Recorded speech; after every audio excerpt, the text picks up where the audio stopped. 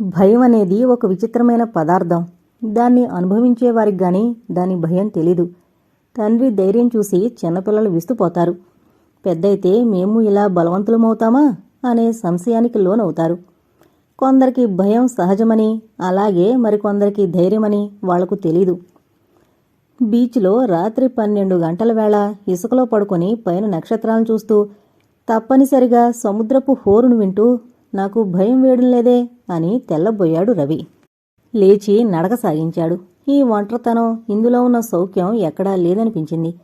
ఈ విశాలమైన ఆనందాన్నొదిలి ఆ మారుమూల సందుల్లో ఓ గదిలో కుళ్ళి కుమిలిపోవడం, 4 సార్లు పైకి కిందకు అదనంగా తిరిగితే ఇంటి యజమాని అనుమాన జ్వాలలు మింటికి ఎగబాకడం, అనుమానించేవాడికన్నా అనుమానింపబడినవాడు ధన్యుడు, కాని పాపాత్ముడు. రవి త్రుళ్ళిపడి ఆగాడు. ఓ నీడ ఈ అంధకారంలో అల్లంత దూరంలో పరిగెడుతోంది. అది సముద్రానికి అభిముఖంగా పరిగెడుతోంది. అతను కూడా పరుగును ఉపక్రమించాడు. నీడకు దూరం సన్నగిల్లే తరుణంలో ఆగు అని అరిచాడు. నీడ ఆగలేదు సరికదా, వేగం హెచ్చించింది. బాగా అలసిపోయాక నీటికి చేరువలో విజయాన్ని సాధించాడు. బలహీనమైన అతని చేతుల్లో ఓ స్త్రీ శరీరం పెనుగులాడుతోంది. ఎవరు నువ్వు అన్నాడు వణికే కంఠంతో. భ్రష్టురాల్ని, వదిలేయండి. కాని చావవలసింది నువ్వు కాదు, ఆ దుర్మార్గుడు. కొంచెం ఆగి నాతోరా అన్నాడు. రాను, నన్ను వదలండి. నిన్ను వదలను. అంతేకాదు, నా వెంట పెట్టుకు తీసుకువెళతాను. ఎక్కడికి అంది మెల్లగా విడిపించుకుని ఆశ్చర్యంతో. మా ఇంటికి. ఆమె పట్టుదల మాని సంకోచంగా, పోనీ మా ఇంటికి వెళ్ళిపోతాను, వదిలేయండి అంది ప్రాధేయపూర్వకంగా. అందుకు సిద్ధమే, కాని మీ ఇంటి వరకు వచ్చి దిగబెట్టే బాధ్యత నా మీద వేసుకున్నాను. 1 నిమిషం ఆమె మాట్లాడలేకపోయింది. తర్వాత తెలివి తెచ్చుకుని, రండి, ఇప్పుడు నాకు భయంగానే ఉంది అంది. ఇద్దరూ నడక సాగించారు. నీ పేరో అన్నాడు రవి మధ్యదారిలో. రాగిణి. అతను చకితుడయ్యాడు. ఆ క్షణంలోనే అక్కడ వెలుగు సృష్టించుకుని ఆమె ముఖంలోకి తేరిపారా చూడాలనిపించింది. ఇంత చక్కని పేరుగలదానివి ఈ పాడు పనికి పూనుకున్నావేం అన్నాడు విస్మయంతో. ఆమె ఏమీ పలకలేదు, మౌనంగా ఊరుకొంది. కాని ఆమె శరీరం నిలువున వణికినట్లు పసిగట్టగలిగాడు. అంటే ఆత్మహత్యకు అన్నాడు కంగారు పడుతూ. ఆమె దీనికి కూడా జవాబు చెప్పలేదు. కొంచెం దూరంగా జరిగి తల వంచుకుని తిరిగి ఆ తల జీవితంలో ఎత్తగలిగే అర్హత తనకు లేనట్లు నిశ్శబ్దంగా నడవసాగింది. దాదాపు గంట గడిచింది. ఇద్దరూ ఓ సందులో ప్రవేశించి 5-6 ఇళ్లు దాటాక ఓ పెంకుటింటి ముందాగి, ఇదే మా ఇల్లు అని ఆ యువతి మెట్లెక్కి నిలబడింది. నా కర్తవ్యం పూర్తయినట్లుగానే భావించి ఇంక సెలవు పుచ్చుకుంటాను అని రవి ఆగాడు. వెళుదురుగాని, లోపలకు దయచేయండి అని ఆమె తలుపులు తెరచి లోపలకు నడిచింది. అతను ఆశ్చర్యపోయాడు. ఈమెకు ఎవరూ లేరా? 1.5 గంటల క్రితం ఆత్మహత్యకు తలపడ్డ యువతి ఇప్పుడు ధైర్యంగా సంచరిస్తోంది. క్రమంగా ముఖం పాలిపోయింది. చివరకు ధైర్యంతో అనుమానాలు సడలించుకుని లోపలకు అడుగు పెట్టాడు. మంచం మీదనే కూర్చున్నాడు. రాగిణి గుమ్మం మీద కూర్చుని చాలాసేపు మౌనంగా ఊరుకుని తలెత్తి అతని వైపు చూసి కొంచెంగా నవ్వి తలదించుకుంది. చాలా కృతజ్ఞురాల్ని, నా ప్రాణాన్ని కాపాడారు. నేనంత మంచి పని చేయలేదని ఇప్పుడు విచారించవలసి వస్తుంది. ఏం అంది ఆమె అదిరిపడి. నువ్వలా నవ్వితే నా గుండెల్ని కోసినట్లుంది. రాగిణి అతని వంక తెల్లబోయి చూసి నిట్టూర్చి ఊరుకుంది. ఇలా అంది. క్షమించండి, నా గురించి మీకు సందేహాలు వృద్ధి చేయలేను నేను. వద్దు, చెప్పద్దు అని అతను లేచి నిలబడ్డాడు. ఆమె కోపంతో చూసింది. నన్ను రక్షించి మీరు చాలా పుణ్యం కట్టుకున్నారు. శంకలతో బెంకాలతో ఇక్కడి నుంచి పంపించను. మీ మనసులో తొలిచేది నివృత్తి చేసుకుని మరీ కదలండి. అతను అపరిమితుడై తిరిగి కూలబడి, చెప్పు వింటాను అన్నాడు చెంతగా. ఇది చాలా అపూర్వమైన సన్నివేశం. కాదనడానికి ఎవరికీ హక్కు లేదు. వ్యక్తిత్వాలను అదుపులో పెట్టుకోవడానికి, నిగ్రహాన్ని నిష్టను ప్రదర్శించడానికి, నిర్లక్ష్యాన్ని నటించడానికి ఇంతకంటే మంచి అదం లేదు. కాని వీటన్నింటినీ మించిన ఆర్ద్రత, ఆప్యాయత మనుషుల్ని కరగజేసింది. శోకాన్ని సుఖంగా పెళ్లగించగలిగింది. ఆ అర్ధరాత్రి గడియల్లో తన జీవిత గాథను సవిస్తరంగా ఆ అపరిచిత యువతి వెల్లడిస్తుంటే రవి మెదలకుండా విన్నాడు. రాగిణి, కళ్ళు తుడుచుకో అన్నాడు. వద్దు, పాపాన్ని కడిగేసుకునియండి. అని రాగిణి విశ్వాసంతో నిర్లక్ష్యం చేసింది. పాపమా అని విస్తుపోయి, నీకు దానికి ఏం సంబంధం అన్నాడు. ఆమె విచారంతో నవ్వి, మీరు ఊరడిస్తుంటే నేను నిష్కల్మషను ఆవుబోను, కాని మీ ఉదార హృదయం మెచ్చుకోదగింది సుమండి. ఈ సమాధానం రవికి నచ్చలేదు. నేను మనస్ఫూర్తిగా అన్న మాటలను నువ్వలా కొట్టిపారేయడం చాలా బాధాకరంగా ఉంది రాగిణి. నీ కాస్తుంది సంసార సౌఖ్యం అనుభవించకుండానే భర్త చనిపోయాడు. ఈ లోకంలో నాన్నవారెవరూ లేరు. నీ జీవితాన్ని నాశనం చేసుకోవాల్సిన అవసరం నీకు లేదు. అందుచేత నీ జీవితాన్ని ఒక సుఖపూరితమైన బాటలోకి ప్రవేశపెట్టుకోవడానికి ప్రయాసపడ్డావు. కాని ముళ్ల కంచెల్ని దాటడంలో నువ్వు చేసిన పొరపాటే ఈ ప్రమాదానికి దారితీసింది. అది పొరపాటు అను, పాపమంటే ఒప్పుకోను. కాస్తా కోస్తా చదువుకున్న దానివై ఉండి కూడా కాల్జారావు. ఇంతకీ అతనిని గనుక వెతికి పట్టుకుని పెళ్లి చేసుకోగలిగితే నువ్వు మామూలు స్త్రీవే. ఆయన బ్రతికుండగా నా కళ్లకు కనపడ్డు. ఇప్పటికీ రవికి భయం వేసింది. తన మాటల్లో ఆమెకు హాని కలిగించేది ఏమైనా ఉందో లేదో తెలీదు. ఆ క్షణంలో అతని మస్తిష్కంలో ఏదో మెరుపు మెరిసింది. ఉలిక్కిపడ్డాడు. ఆ తర్వాత ఆమె వంక నిశితంగా చూడడం జరిగింది. తనకంటే వయసులో చిన్నది, కళాకాంతుల్లేక పాలిపోయున్న ఆమె వదనం జీవన స్మృతిని వ్యక్తం చేస్తోంది. ఓ కన్నీటి కణం దక్షిణ నేత్రంలో నాట్యం చేస్తోంది. అది జారి భూమిపై పడితే భూమి దద్దరల్లడమేగాక పొగులుతున్నంత భయభ్రాంతులు ఆవహించాయి. రాగిణి అన్నాడు. చెప్పండి. నువ్వెవరో నాకు తెలీదు. బహుశా ఓ అపాయం నుంచి నిన్ను కాపాడడం వల్లనే కాబోలు ఇంత జోక్యం కలిగించుకోవడం జరిగింది. ఇలా ఒంటరిగా జీవితయాత్ర సాగించడం ఎంత దుర్భరమో ఊహించగలను. నా గది అడ్రస్ ఇస్తాను. ఎప్పుడైనా అవసరమైతే కబురు చేయి. అవసరమైతేనే సుమా అన్నాడు. సరేనని ఆమె తల ఊపి అతని చిరునామా తీసుకుంది. అతను బయటకొచ్చేశాడు. చాలా రోజులు అతను రాగిణిని చూడలేదు. కాని ఆమెను చూద్దామన్న ఉత్కంఠ అతనిలో కలగక కాదు. అదే నిర్వివాదాంశం. చాలాసార్లు బీచ్లో తిరిగాడు. ఆమె కనిపించలేదు. శశి అతను కలిసి ఓ సాయంత్రం బీచ్లో కూర్చున్నారు. ఆ సమయంలో ఓ స్త్రీ వాళ్ళకెదురుగా వస్తోంది. రవి గుండెలు వేగంగా కొట్టుకున్నాయి. అతని ముఖాన కత్తివాటుకు నెత్తురుచుక్క లేకుండా పోయింది. ఆమె నిశ్చయంగా రాగిణే. శశి ముందు భీతికి అవమానానికి లోనయ్యే సందర్భం నేటికి ఆసన్నమైంది. రాగిణి కృతజ్ఞురాలు కాబోదు. నిస్సందేహంగా తనను పలకరించి తీరుతుంది. ముందుగా విష్ చేస్తుంది కాబోలు. నుదుటి మీద చోటు చేసుకున్న చెమట బిందువుల్ని తుడుచుకున్నాడు. ఆ నీళ్లు తనని చూసి నవ్వినట్లుగా తోచాయి. శశి ముందు తాను భయపడేందుకు, సిగ్గిల్లేందుకు ఎప్పుడూ ఏమీ కారణం ఉండబోదని అనేకసార్లు చేసుకున్న దృఢ నిశ్చయం ఏమైంది? తను స్వతంత్రుడు కాదా? ఈ ఆలోచన పూర్తి కాకముందే ఆ స్త్రీ దగ్గరకొచ్చేసింది. అతను బ్రతికాననుకున్నాడు. బ్రతికానని అనుకున్నందుకు తర్వాత కెంచపడ్డాడు. ఆ స్త్రీ రాగిణి కాదు. కనీసం రాగిణి అంత అందగత్తే కాదు. ఆమె రాగిణి కానందుకు అనంతరం బాధపడ్డాడు. ఆ రాత్రి తన గదిలో పడుకుని అటు ఇటూ దొర్లుతుంటే అతని అంతరంగం పొర్లించిన భావాలు, బాధలు వర్ణనాతీతం. తాను ఎంతటి దుర్బల మనస్కుడు, ఎంత సులభంగా పట్టుదలకు, ఆవేశాలకు గురవుతున్నాడు. తనని చూసి లోకం నవ్వుతుందేమో. ఎవరైనా తనలో అంతర్భూతమై ఉన్న బాధ్యతను పసిగట్టేస్తే తక్షణం తన తల భూమిలోకి కుంగిపోవలసిందే. అయినా మానరాదు. అది బాధ్యత. అది సులభతరం కాదు. ఈ సంఘర్షణలో చివికి నశించిపోయినా పోవచ్చు. పోతే పోని. తన చుట్టూ తిరుగుతున్న మనుషులు వికటాటహాసం చెయ్యొచ్చు. చేస్తే చేయని. చిన్నక్క మరుపు తలుపుల చాటునుంచి ఏడిచింది. వెనువెంటనే విచారంగా నవ్వింది. అతనికి కన్నీళ్లు తిరిగాయి. చిన్నక్క, ఎవరు ఏమైనా అనుకోని. నువ్వే నన్ను తిట్టు. నేను ఆనందంగా స్వీకరిస్తాను. కాని ఆనాటి దృశ్యం నేను మరిచిపోను. నీ ధన్యతకు జోహారు చేస్తాను. కాని అందులో కనబడకుండా మెదులుతున్న తుఫాను గాలుల్ని స్పృశించి కలత చెందకుండా ఉండలేను. చిన్నక్క, నాన్న లేడు, అమ్మ లేదు. నువ్వు అన్నింటికంటే మిన్నవంటే ఏడుస్తావు. కాని ఆ ఏడుపు నీ అవస్థను గ్రహించి నేను అలమటిస్తున్న వృధా స్వరూపం కంటే మిన్న కాదేమో. అవును, కాదు. అందుకే నేను ఈ ఊబిలోకి దూకడానికి ఆయత్తపరుచుకుంటున్నాను. అందుకు పరిస్థితులు కూడా అనుకూలించాయి. కాని నీ చేతులతోనే నన్ను నిమరాలి. నీ సంతృప్తి చూసి నేను నవ్వాలి. అతను కన్నీటి ప్రవాహాన్ని అరికట్టుకోలేకపోయాడు. మెల్లగా లేచి నిలబడి లైటు వేశాడు. కొంకెనున్న చొక్కా వేసుకుని బయటకొచ్చాడు. తలుపులు మూస్తుంటే తన జ్ఞానచక్షువు కూడా మూసుకుపోతున్నట్టు తీవ్ర అనుభూతి చెంది మనిషి కూడా కంపించాడు. చాలు, ఈ సాహసం చేసి తనను తాను నీచపరుచుకోలేడు.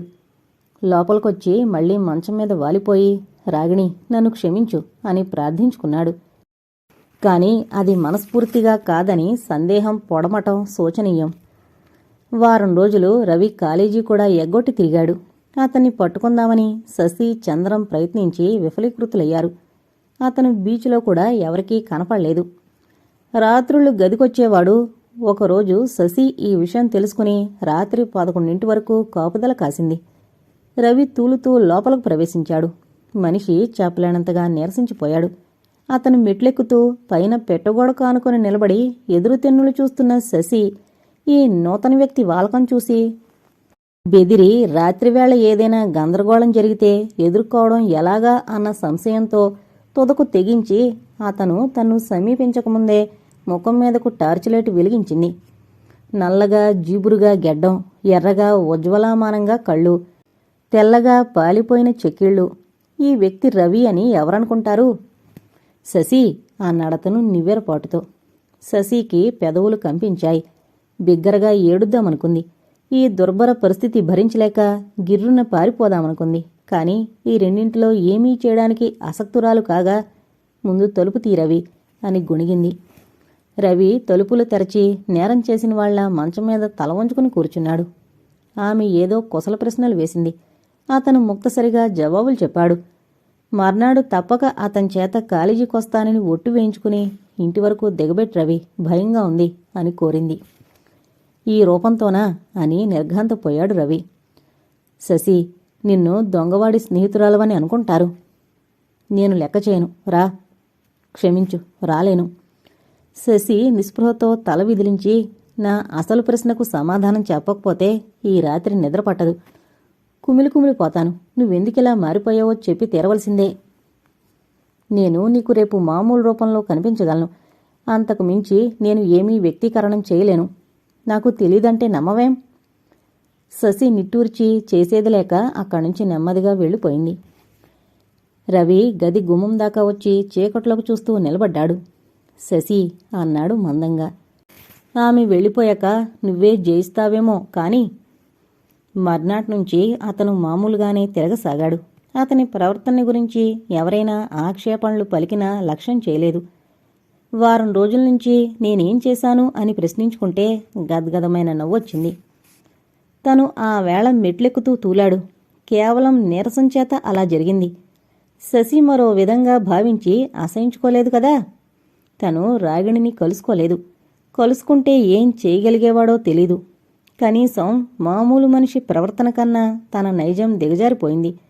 కాని ఆమెను కలుసుకుని తమ ఇద్దరి మధ్య ఉన్న సంబంధం పెంపొందింపజేసుకోవాలన్న ఆరాటం అణుచుకోలేకుండా ఉన్నాడు. ఇది విపరీతం, అమానుషం. మళ్లీ ఈ సంఘర్షణకి ఈనాటికైనా అంతం ఉన్నదా అనిపిస్తోంది. ఈ కలుగుతున్న అభిప్రాయానికి అర్థం ఎంత తలబద్దలు కొట్టుకున్నా ఒక జవాబు గోచరించలేదు. ఒక్కోసారి తన చేతుల్లోంచి తాను పారిపోతున్నాను అన్న తీవ్రతకు గురయ్యేవాడు. ఒకరోజు మధ్యాహ్నం అప్పుడే కాలేజీ నుంచి వచ్చి దుస్తులు మార్చుకుంటూ ఉండగా తలుపు తట్టిన చప్పుడైంది. తెరచి చూశాడు. ఎదురుగా 12 ఏళ్ల కుర్రాడు నిలబడి ప్రశ్నార్థకంగా చూస్తున్నాడు. ఏం కావాలి? రవిబాబు గారంటే మీరేనా? నేనే. ఎవరు నువ్వు? ఆ కుర్రాడు మాట్లాడకుండా ఓ కవరు అతని చేతిలో పెట్టి రాగిణి అక్క ఇమ్మంది అన్నాడు. రవి సరే అన్నాడు. ఆ కుర్రాడు వెళ్ళిపోయాడు. జీవితంలో అనుభవాల సంఖ్యకు హద్దులేని మాట నిజమే. కాని అవి ఒకదాని వెంట ఒకటి విరుచుకుపడినప్పుడే మానవుడు తలడెల్లడం జరిగేది. రవిలాంటి దుర్బల హృదయానికి అవి సంతోషమైనవైనా అంతే. చిన్నతనాన స్కూల్ ఫైనల్ పరీక్ష పాస్ అయ్యానని తెలియడం, తండ్రి కెమెరా కొనియడం, అదే సమయానికి 6 నెలల తర్వాత చిన్నక్క పుట్టింటికి రావడం జరిగిన రోజున విచిత్ర విభిన్న మనస్తత్వాలకు గురై జ్వరం కూడా వచ్చినట్లు బాధకు గురయ్యాడు. జరిగిన ప్రతి సంఘటన తరచి ఆలోచించుకుని వాటి తాలూకా ఛాయాచిత్రాలు మనసులో చిత్రించుకోవడం అలవాటుగా గల వారి పరిస్థితి మరీ దుర్భరంగా ఉంటుంది. ఎంతో అవసరమనే భావిస్తాను, దయచేయండి అంది రాగిణి ఉత్కంఠతో. రాగిణి అనుకున్నాడు రవి. మూర్చపోయినట్లు తనని ఆమె మర్చిపోయి ఉంటుందన్న భ్రాంతి చేత ఇన్నాళ్ళు కలవరపాట్లో మునిగిపోయాడు. ఆమె ఏకాకి కావడం తనను గుర్తించుకుని చేసిందేమో. బయటకొచ్చి అద్దె సైకిల్ తీసుకుని వాయువేగంగా తొక్కుకుంటూ పోయాడు. రండి అని ఆహ్వానించింది రాగిణి లోపలకు. సైకిలు బయట మెట్టమీద ఆనించి లోపలకు పోయి మెదలకుండా కూర్చున్నాడు. రాగిణి తిరిగి అదే భంగిమలో గుమ్మ మీద కూర్చుంది. నన్ను ఎందుకు పిలిపించావు? ఆమె బదులు పలక్కుండా మంచం మీదనే ఓ పక్క పడున్న శుభలేఖను చూపించింది. అతను అందుకొని చూశాడు. ఎవరికోసమైతే ఆమె ఆత్మహత్య కూడా చేసుకునేందుకు ప్రయత్నించిందో అతని పెళ్లి మరో సుందరమైన యువతితో. అడుగు బాగాన చేతితో రాగిణికి క్షమాపణలతో రాయబడింది. అతను విస్మయంతోనూ విచారంతోనూ చలించాడు. కావాలని ఆమె ముఖం వంక చూడ్డానికి ప్రయత్నించకుండా మరి అతన్ని క్షమించావా అని ప్రశ్నించాడు. ఆమె కన్నీళ్లు కారుస్తుందని అపోహపడ్డాడు. అతన్ని క్షమించే అర్హత నాకు లేదు. అది ప్రేమించిన వాళ్ళు చేసే పని. మరి నువ్వు చేసిన పనో అన్నాడు చకితుడై. నా మొహం, మీ ముందు దాపరకమెందుకు రవిగారు? ఆ రోజుల్లో ఏకాకినే బ్రతకడం దుర్భరం అనిపించింది. నాకు తోడు నీడా కావాలన్న వాంఛకు దాసురాలనయ్యాను. కేవలం దాంపత్య జీవితం మీదే నాకు మోజు. అందుకే అతనికి లోబడ్డాను అని అసహ్యంతో తల వంచుకుంది. రాగిణి అన్నాడతను తత్తరపాటుతో. మళ్లీ తమాయించుకుని, ఎంత పనిచేశావు? నువ్వు చాలా విజ్ఞానవంతురాలు అనుకున్నానే అన్నాడు.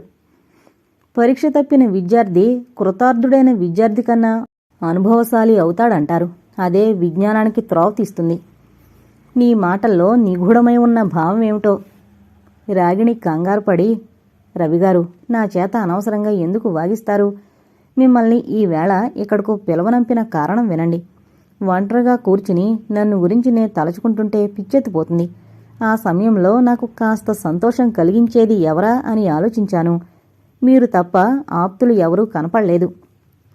రవి మధ్యలోనే కలగజేసుకుని, ఎంత విచిత్రమైన సంగతి అన్నాడు.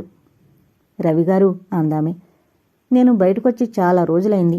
ఆ మధ్య ఒక రోజు వచ్చినా చీకట్లోనే తిరిగి చేరుకోవడం మీకు తెలుసు. నన్ను బయటకు తీసుకుపోయి మీ వెంట తిప్పగలరా? ఆ కంఠంలో ధ్వనించిన అమాయకమైన ఆశ నిర్లిప్తుణ్ణి కావించింది. వెంటనే నోటి నుంచి మాట రాలేదు. తర్వాత నీరసంగా అన్నాడు, నాకేం అభ్యంతరం లేదు. కానీ ఆనాడు చీకట్లో గాని ఈనాడు మీ ఇంట్లో గాని నిన్ను చూసిన నమ్రభావంతో బయట నిన్ను చూడనేమోనని సంశయం వేధిస్తోంది. ఏమలా అంది రాగిణి తెల్లబోయి. అతని మాటల్లో ధ్వనించిన అర్థం అవగాహన చేసుకునేందుకు ప్రయత్నం జరిగి విఫలురాలై అతని వంక తీక్షణంగా చూసి, ఒకవేళ తను తొందరపడి నోరు జారలేదు కదా అని చింతించింది లోలోపల. నువ్వనుకున్నంత విశాల హృదయుణ్ణి నేను కాకపోవడం. ఈ మాటలంటూ ఏవో అవమానపు గాలులు సోకి అతని చేత కళ్ళు మూయించినట్లు ఆమె వంక చూడలేకపోయాడు. ఆమె అర్థం చేసుకుంది. వెలవెలపోయిన వదన మండలాన్ని ఆచ్ఛాదనం చేసుకునేందుకు ఉబలాటపడి తగిన స్థలం దొరకక చేసేదేమీ లేక అసమర్థతతో అలా మరుగుపడిన మాలిన్యాన్ని కళ్ళనిండా ద్యోత్యకం చేసుకుని చింతపడుతూ కూర్చుంది. రవి ఏమీ చేయలేక తనలో తాను వేదన చెందుతూ కళ్ళు తెరవలేకపోయాడు. ఇదే ఫలితాన్ని ఆశించా ఇన్నాళ్ళు ఈమె గారిని సందర్శించడానికి తను ఉబలాటం చెందింది.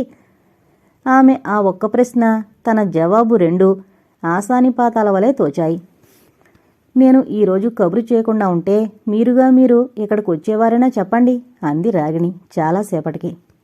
అప్పుడు రవి ఆమె నేత్రద్వయంలోకి ఆరాటంగా తిలకించినప్పుడు మాలిన్యమేమీ కనపడలేదు. నువ్వు నాకు కబురు చేయకుండా ఇంకో 5-6 రోజులు మిన్నకుండినట్లయితే సమాధానం ఇవ్వగలిగిన అర్హత నేను సంపాదించేవాణ్ణి. ఇప్పుడేం చెప్పగలను? అమ్మో, ఎంత బాగా మాట్లాడారో అంది రాగిణి. మళ్ళీ ఆమె చతురులు అంది. అతను ఈ ధోరణి సహించలేక, అబ్బా, నువ్వు కానిదాని మాటలు మాట్లాడకు. ఈ మాటలు విని రాగిణి కాక మరెటువంటి మనిషినో చూడగలుగుతున్నాను అని కొంచెం ఆగి ఆమె చిన్నబోవడం కనిపెట్టి, ఏం చేయను, నేనింత చనువు తీసుకోవడానికి నువ్వే కారకురాలు అయ్యావు. ఇప్పుడో విచిత్రం జరిగింది. ఇన్ని రోజులుగా ఈ నూతన వ్యక్తి మనసులో తొలిచివేస్తున్న భావధార ఆమె గ్రహించైనా ఉండాలి, లేకపోతే ఊహించనైనా ఉండాలి. అదీగాకపోతే తాను ఏదో వెర్రిమొరి ఆలోచనలతో కృషిస్తూ ఉండాలి. అలా కాని పక్షంలో అతను అనుకోకుండానే రాలుస్తున్న తెలిసి తెలియని మాటలు ఆమెలో అంత సంచలనాన్ని కలిగించి ఉండకూడదు. ఇంతకు ఆమె బొత్తిగా అమాయకురాలు కాదు. అతను చొప్పున లేచి నిలబడి ఉత్సాహంగా, రా రాగిణి, నిన్ను బయటకు తీసుకువెళతాను, చాలా వింతలు చూపెడతాను అన్నాడు. ఆమె తల విదిలించి, నా మీద దయుంచితే నేను రాలేను అంది. నువ్వు ఆగ్రహించదగ్గ అపరాధం చేశానని ఒప్పుకుంటాను.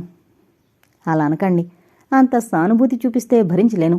నాకీ పూట మనసేం బాగుండలేదు, కొంచెం ఒంటరిగా ఉండనిస్తారా? వెళ్ళగొట్టడం గావోలు అన్నాడు కోపంతో రవి మండిపడుతూ. అలా అనుకుంటే మీరే కూర్చోండి, నేనే బయటకు వెళతాను. రవి ఏమీ మాట్లాడలేదు, బయటకు వచ్చేశాడు. అతని మనసంతా వికలమైపోయింది. లేనిపోని జాలి ప్రదర్శిస్తే ఇంతే అనుకున్నాడు. ఈ వ్యక్తి నా సహాయం ఆక్షేపించి ఇక్కడకు పిలవనంపింది. తిరిగి తన మనసు మారిపోగానే వెళ్ళగొట్టేస్తుంది. నేను జన్మలో ఈమె ముఖం చూడను అనుకున్నాడు. కాని ఈ నిశ్చయం అతన్ని కాలుస్తూ వెంటాడుతోంది. శశి నొచ్చుకుంటుందేమోనన్న భయం, ఆమె పట్ల ఆప్యాయత లేకపోతే ఈ విశాల ప్రపంచంలో నుంచి కనీసం కొన్ని రోజులు దూరంగా ఉండేవాడు. అసలు ఏమీ జరగలేదని అతనికి తెలుసు. ఏమీ జరగకపోయినా జరిగినట్లు భ్రమను కలిగించేవి ఎంతటి దారుణమైన ప్రమాదాన్ని కలిగిస్తాయో అతను గ్రహించాడు. కాలేజీ నుంచి తిరిగొచ్చాక గదిలోనే గడపడం సాగించాడు. తరచి చూడగా అసలు జీవితంలో ఆనందమైందేదీ లేదనిపిస్తోంది.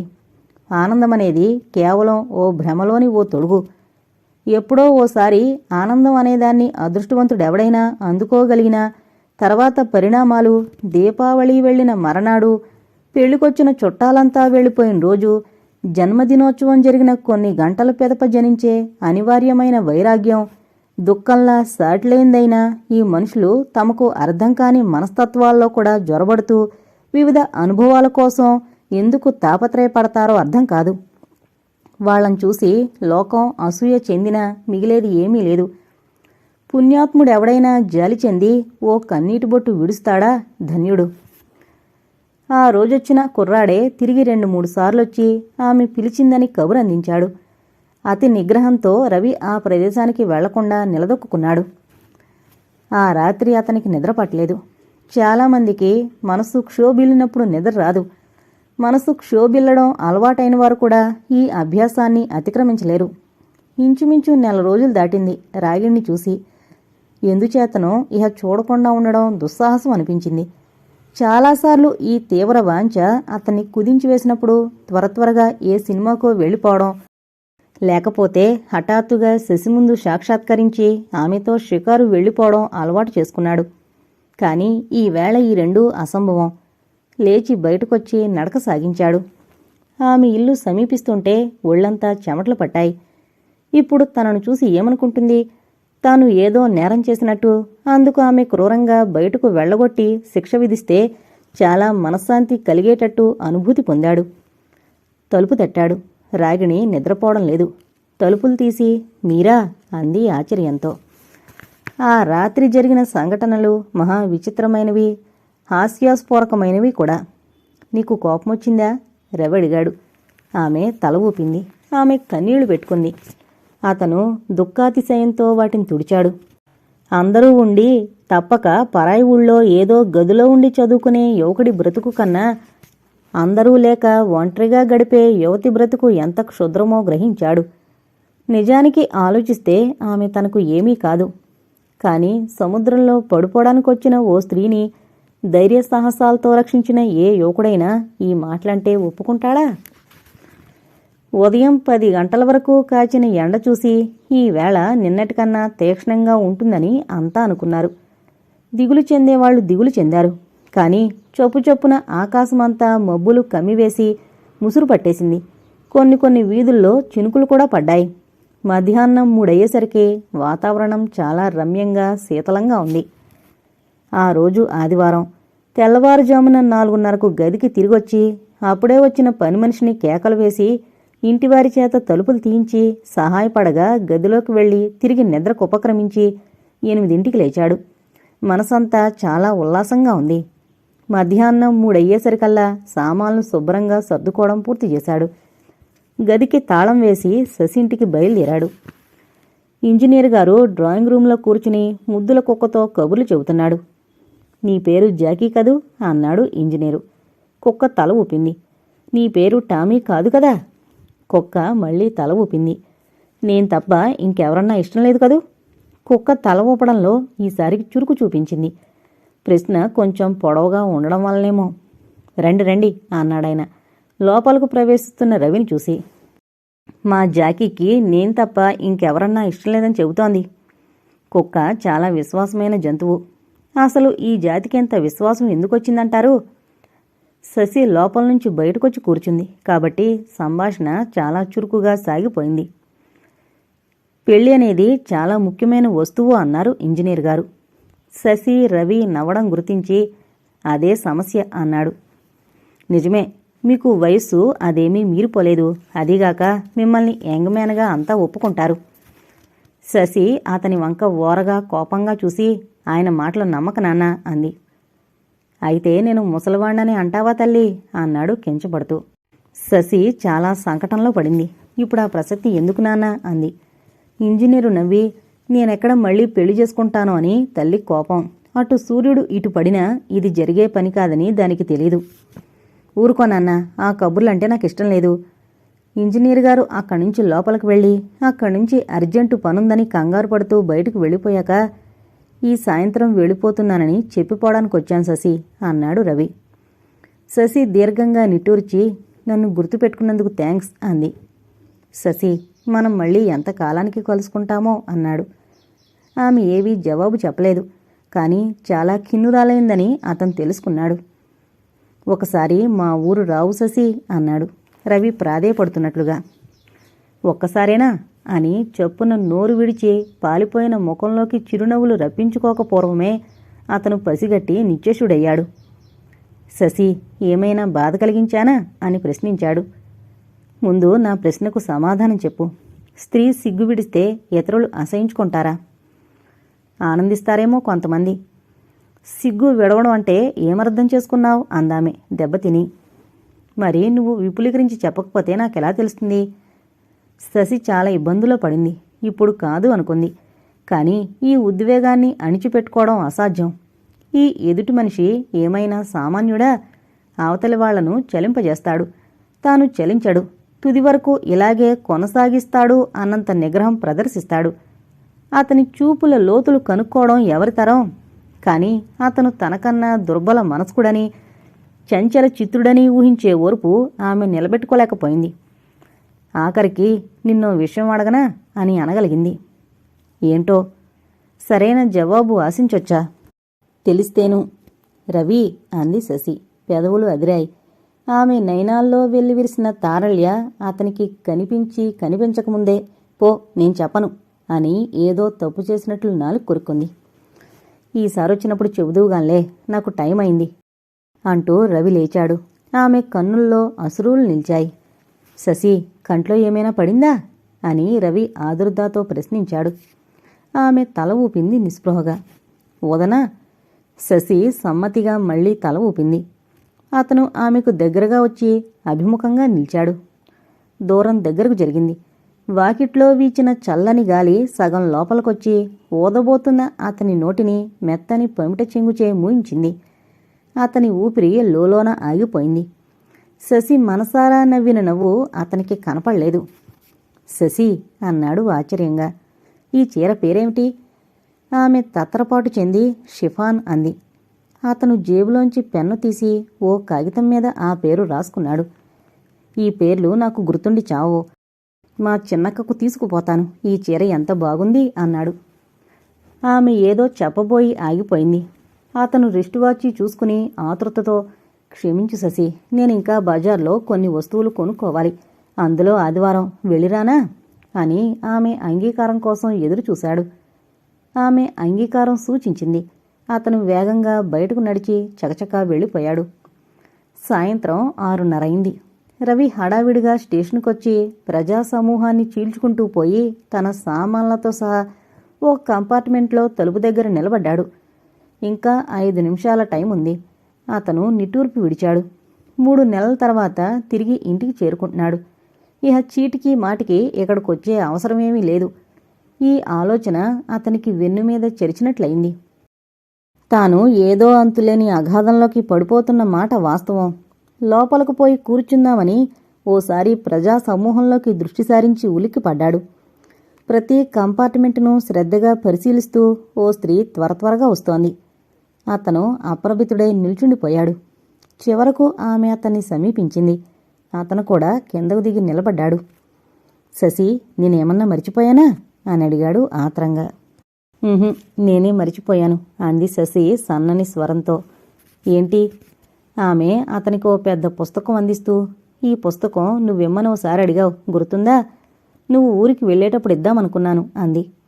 థ్యాంక్స్ అంటూ అట్ట తెరవబోయాడు. ఆమె తొందరగా వారిస్తూ, ఇప్పుడు తెరవబోకు, ఓ గంట గడిచాక తెరువు అంది. సరే అంటూ అతను నవ్వుకొని ఊరుకున్నాడు.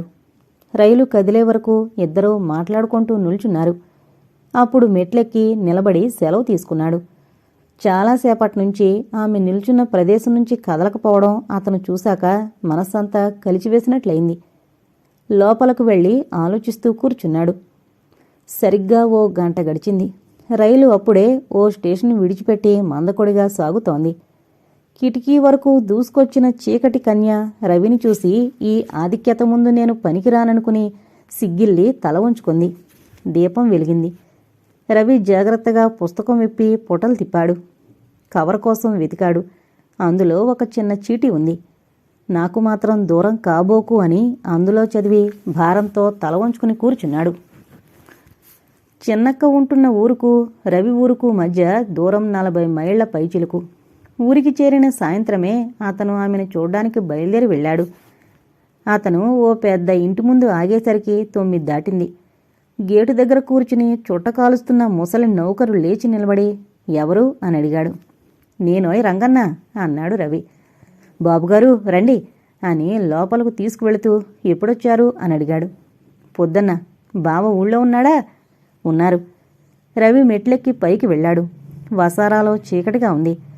లోపల ఎక్కడో తప్ప ఎక్కడా వెలుగు కనపడ్డం లేదు. 2 అడుగులు వేసి ఆగిపోయాడు. కిటికీ దగ్గర ఆనుకొని నిలబడి బయటకు చూస్తున్న ఓ స్త్రీ రూపం అస్పష్టంగా కనపడింది. రవి ఆమెను మొదటి క్షణంలోనే గుర్తుపట్టాడు. అతని గుండె వేగం హెచ్చింది. తడబడుతున్న అడుగులతో ఆమెను సమీపించాడు. చిన్నక్క అన్నాడు. ఆమె ఉలిక్కిపడి వెనుతిరిగింది. రవి, నువ్వా అంది ఆనందోద్రేకాలతో. ఇవాళ పొద్దున్నే వచ్చాను. రానాయనా లోపలకు అంది చిన్నక్క.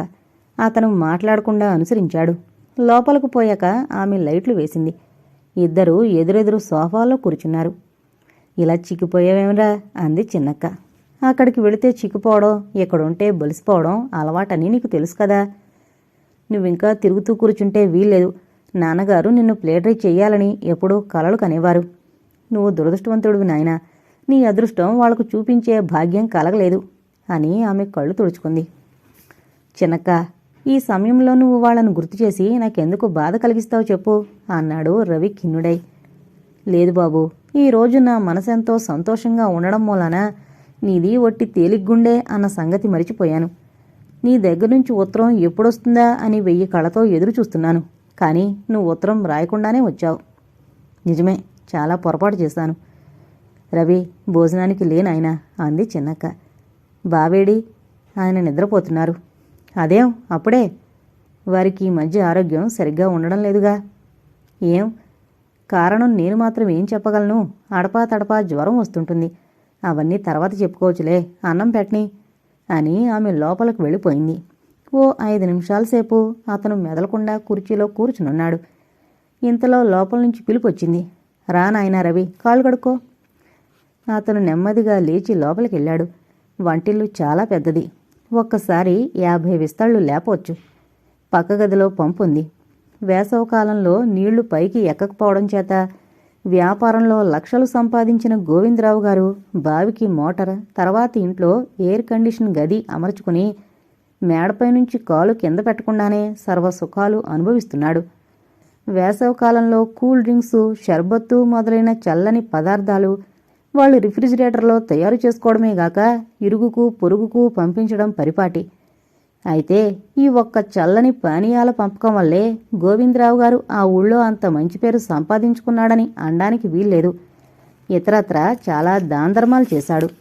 ఇప్పుడైతే పనివాళ్లు లేకపోవడం వల్ల, ఇతర ఇబ్బందుల వల్ల అన్నదానం సవ్యంగా జరగట్లేదు గాని ఆయన తండ్రి సత్యనారాయణ గారు బతికున్న రోజుల్లో ఆదివారం రోజున కొన్ని వందల మందికి అన్నదానం జరిగేదని, ఆయన స్వయంగా దగ్గరుండి అజమాయిషీ చేసేవారని చెప్పుకుంటారు. నలుగురు తీరిగ్గా గోవిందరావు గారి ముందు చేరి కబుర్లు చెప్పుకున్నప్పుడు ఈయన గుణగణాలతో పాటు చనిపోయిన ఆ పరమపురుషుణ్ణి కీర్తిస్తారు. ఒక సంతానం లేమి అన్న దిగులు తప్ప గోవిందరావు గారికి మరేమీ చింతలేదు. వాళ్ల ఇంటికి వారానికొచ్చే ఓ ఎర్రటి కుర్రాన్ని పెంచుకుందాము అన్న అభిప్రాయంతో ఉన్నారని చిన్నక్క తమ్ముడికి చెప్పింది. రవి భోజనం అరగంటకు గాని పూర్తి కానీలేదు. చిన్నక్క దగ్గర కూర్చుని ఆ కబుర్లు ఈ కబుర్లు చెప్పింది. 3 నెలల తర్వాత ఆమె చేతివంట రుచి చూశాడు. అది అమృతతుల్యం. మద్రాసు లాయర్స్ క్లబ్లో కడుపు నిండని భోజనం చేసేటప్పుడు చిన్నక్క గుర్తుకొస్తే అతని కళ్లల్లో నీళ్లు తిరిగేవి. వంటవాడు వట్టి దుడుకు మనిషి. మజ్జిగ పోసేటప్పుడు చాలా రాద్ధాంతం చేసేవాడు. ఎవరికీ పూర్తిగా పోయకుండానే ఆబతీరక వాళ్ళింకా చెయ్యాలా పెట్టుంచినా పట్టించుకోకుండా వరుసగా పోస్తూ వెళ్ళిపోయేవాడు. తక్కిన వాళ్లకు కూడా గుర్రుగా ఉండేది. కాని అశ్రద్ధ చేత సరిపెట్టుకునే గుణం చేత ఎవరూ మాట్లాడలేకపోయేవారు. ఓనాడు రవి ఓ గుక్క తాగి మరో గుక్క కోసం చేయి పెడుతూ ఉండగానే వాడు వెళ్ళిపోతున్నాడు. ఇంకా కాస్త పొయ్యి అన్నాడు రవి. వాడు వినిపించుకోకుండా వెళ్ళిపోవడానికి ఉపక్రమిస్తున్నాడు. చెముడా అంటూ రవి కోపంతో నిలబడి ఒక్క లెంపకాయ కొట్టాడు. వంటవాడు అదిరిపడి తిరగబడబోయే లోపునే మిగిలిన వాళ్లంతా వచ్చి అతన్ని అవతలకు లాక్కు వెళ్లారు. మర్నాట్నుంచి వంటవాడు తీసివేయబడ్డాడు. ఎప్పుడో రోడ్డు మీద కనిపించినా మింగేసేటట్లు గుర్రుగా చూసేవాడట. రవి ఈ పెరుగన్నం తింటూ ఈ అనుభవం చెప్పగా విని చిన్నక్క నిశ్చేష్టురాలై మెల్లమెల్లగా తేరుకొని గాదిగాదికంగా అంది కదా, అయ్యో నాయనా, ఎంత పనిచేశావు. అంత ఇబ్బందిగా ఉంటే అక్కడ్నుంచి మరో హోటల్కు మారిస్తే సరిపోయే. అసలే అర్భకుడివి. వాడు తిరగబడితే నా గతి ఏం కాను. ఆమె భయం చూసి రవి చిరునవ్వు నవ్వాడు. ఏంటి చిన్నక్క, నీదంతా చేదస్తం కాని వాడెంత, వాడి తహతెంత, మళ్ళీ కలియబడ్డమే అన్నాడు. ఆమె ఇంకా కంగారుగానే, ఏమో బాబు, ఊరుగాని ఊరికి పోయినప్పుడు ఎంతో జాగ్రత్తగా ఉండాలి.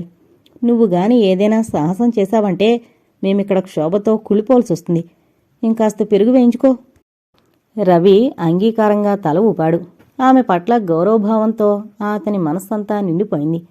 ఆమె అమాయకత్వానికి ఎంతో జాలి కూడా కలిగింది. ఇంత మంచి చిన్నక్క, ఈమె అనురాగంలో నేను 1000వ వంతైనా గుర్తించలేకపోతున్నానేమో అని వ్యధతో మునిగిపోయాడు.